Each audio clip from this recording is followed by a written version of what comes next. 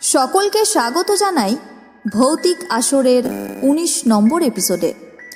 আমি দীপান্বিতা, আপনাদের সাথে সাউন্ড ও গ্রাফিক্সে রয়েছে রনি। আজকে থাকছে একটি বিশেষ গল্প। বেশি দেরি না করে শুরু করে দিচ্ছি আজকের আসল গল্পটা। মঙ্গল ও শনিবার মানেই ভৌতিক পরিবেশের ঘন ঘটা।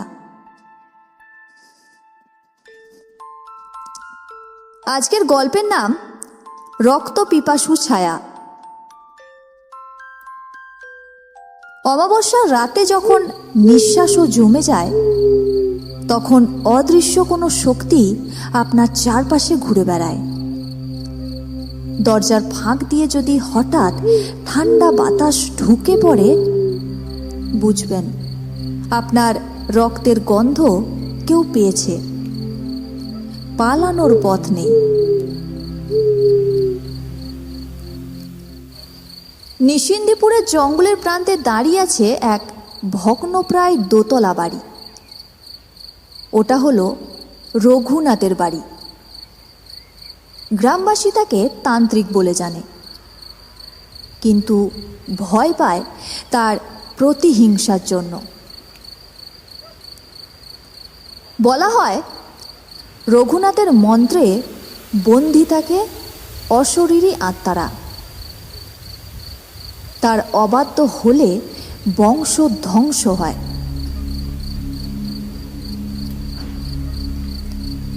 কিছুদিন আগে গ্রামের ধনী ব্যবসায়ী গোপাল ঘোষ তাকে প্রকাশ্যে অপমান করেছিল, আর সেই অপমান রঘুনাথের মনে আগুন ধরিয়েছে।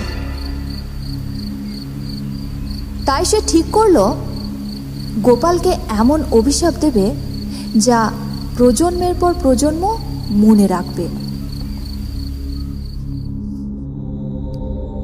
একদিন অমাবস্যার রাত, রঘুনাথ তার গোপন সাধনা কক্ষে বসে আছে। ঘরটা ভ্যাপসা গন্ধে ভরা। মাঝখানে রাখা একটি মাটির পুতুলের বুকে বাঁধা আছে লোহার ছায়াবান। প্রদীপের আলো নীল হয়ে উঠছে, আর সে চিৎকার করে উঠল, বলল, যা, ওর রক্ত ছিঁড়ে নিয়ে আয়। বানটা শাঁ শাঁ শব্দে বেরিয়ে গেল। রঘুনাথ হেসে উঠল, কিন্তু সে জানত না গোপাল আগে থেকেই সুরক্ষা কবচ বসিয়েছে। বানটি লক্ষ্যভ্রষ্ট হল। আর তন্ত্রশাস্ত্রের নিয়ম হল, লক্ষ্যভ্রষ্ট বান তার প্রেকের রক্তই খুঁজে ফেরে।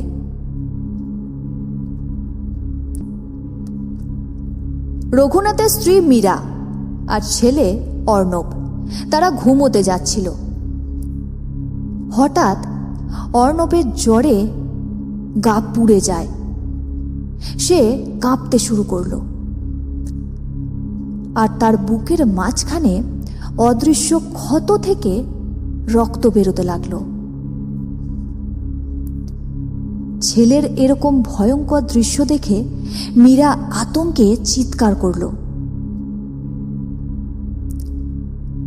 মীরার চিৎকার শুনে রঘুনাথ ছুটে এসে দেখল অর্ণবের চোখ সাদা হয়ে গেছে, আর সে বাবার গলায় হাত চেপে ধরে বলছে, বাবা, তুমি রক্ত চেয়েছিলে না? এই নাও তোমার নিজের রক্ত। রঘুনাথ বুঝল তার নিজের বান এখন ছেলের শরীরকে ব্যবহার করেছে তাকে শেষ করার জন্য।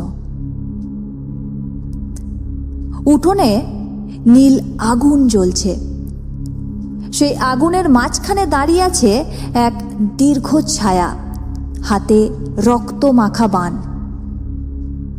আর বলছে, তুই শত্রু নিধন চেয়েছিলিস, এখন তোর পরিবারই আমার ভোজ। মীরার শরীর অন্ধকার গহ্বরে টেনে নেওয়া হলো। অর্ণবের গলা থেকে বেরোচ্ছে মৃত গুরুদেবের কণ্ঠস্বর। বলছে, তুই আমাকে বিষ খাইয়ে মেরেছিলি, আজ আমি তোর বংশ ধ্বংস করব।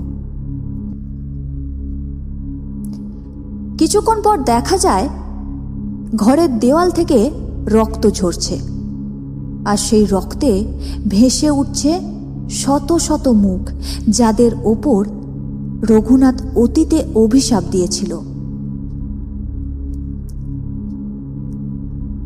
মাটির পুতুলটা এবার রঘুনাথের ছায়া ধারণ করল। বুকে গেঁথে থাকা বানটা ধুকপুক করছে। রঘুনাথের বুকেও একই যন্ত্রণা।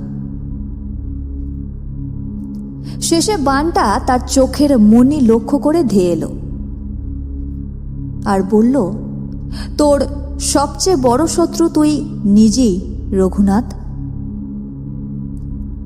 তারপর এক ঝলক আলো আর নিস্তব্ধ অন্ধকার। পরের দিন গ্রামবাসী দেখল রঘুনাথের বাড়ি এক রাতেই শ্মশানে পরিণত হয়েছে। দেওয়াল কালো হয়ে গেছে, অথচ আগুনের কোনো চিহ্ন নেই। ভেতরে রঘুনাথের দেহ শুকনো কাঠের মতো পড়ে আছে, রক্তহীন, প্রাণহীন। আর মীরার তো কোনো অস্তিত্বই পাওয়া যায়নি।